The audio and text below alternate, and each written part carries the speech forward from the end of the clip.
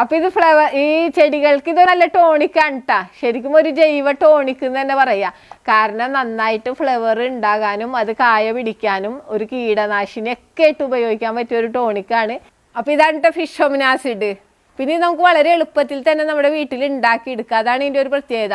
നമ്മുടെ വീട്ടിലുണ്ടാക്കുമ്പോൾ നമുക്ക് നല്ല ഗുണമേന്മയോട് കൂടെ തന്നെ ചെടികൾക്ക് സ്പ്രേ ചെയ്യുകയും ചെയ്യുക, തടത്തിൽ ഒഴിച്ചു കൊടുക്കുകയും ചെയ്യാം കേട്ടോ.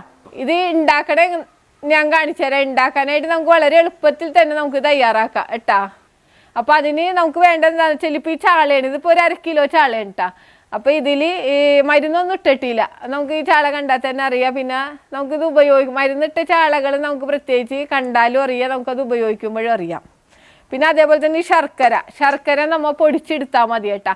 അപ്പം നമുക്ക് വില കുറഞ്ഞ ശർക്കരയൊക്കെ കടകളിൽ ഇപ്പോൾ കുറച്ച് കേടായ ശർക്കരയൊക്കെ ഉണ്ടെങ്കിൽ അതൊക്കെ നമുക്ക് ഇത് വേണ്ടി ഉപയോഗിച്ചാൽ മതി. അപ്പം മീൻ ഇപ്പോൾ 1/2 കിലോ ഉണ്ടെങ്കിൽ ശർക്കരയും നമുക്ക് 1/2 കിലോ തന്നെ വേണം കേട്ടോ. തുല്യ അനുപാതത്തിൽ വേണം എടുക്കാനായിട്ട്.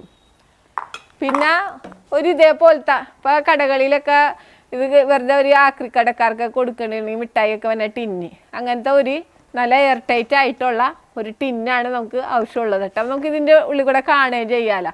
അപ്പോൾ ഇങ്ങനത്തെ ടിന്നുകൾ ഉപയോഗിക്കണം. ചില്ലുകുപ്പി ഒന്നും ഉപയോഗിക്കരുത് കേട്ടോ. ചില്ലിൻ്റെ പാത്രത്തിൽ ഇട്ടാൽ ഇതിൻ്റെ ഗ്യാസ് കൊണ്ട് പൊട്ടിയൊക്കെ തെറിക്കും. അപ്പോൾ അതുകൊണ്ട് പ്ലാസ്റ്റിക് ടിന്നുകൾ ഉപയോഗിച്ചാൽ മതി.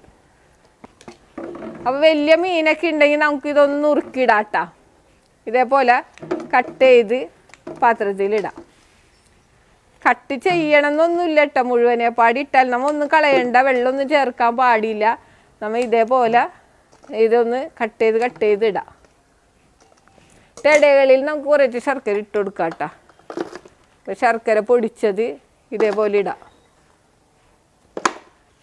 അപ്പോൾ നമുക്ക് മീൻ വില കുറഞ്ഞ ടൈമിലൊക്കെ നമുക്ക് ഇത് കിട്ടുകയാണെങ്കിൽ ഇതേപോലെ ഉണ്ടാക്കി വെച്ചിരുന്നാൽ നമുക്ക് പിന്നെ ചെടികൾക്ക് വേറെ വളമൊന്നും നമ്മൾ അന്വേഷിച്ച് നടക്കേണ്ട ആവശ്യമില്ല. ഇതേപോലെ ശർക്കര ഇട്ട് കൊടുക്കുക. എന്നിട്ട് നന്നായിട്ട്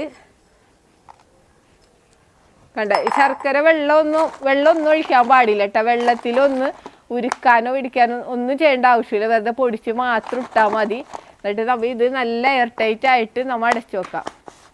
അടച്ചു വെച്ച് കഴിഞ്ഞിട്ട് ഇടയ്ക്കൊന്നും ഇങ്ങനെ എടുത്തിട്ട് ഇപ്പോൾ നമ്മൾ ആഴ്ചയിൽ ഒരു ദിവസമൊക്കെ എടുത്തൊന്ന് വേണമെങ്കിൽ ഇങ്ങനെ ഇളക്കി കൊടുക്കാം കേട്ടോ. അല്ലാണ്ട് വേറെ ഒന്നും ചെയ്യേണ്ട ആവശ്യമില്ല.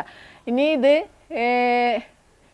40 ദിവസം കഴിയണം കേട്ടോ. 40 ദിവസം കഴിഞ്ഞ് കഴിഞ്ഞാൽ നമുക്കിത് നല്ലൊരു അരിഷ്ടം പോലെ, കാരണം കണ്ട ഇതേപോലെ ആയി കിട്ടും.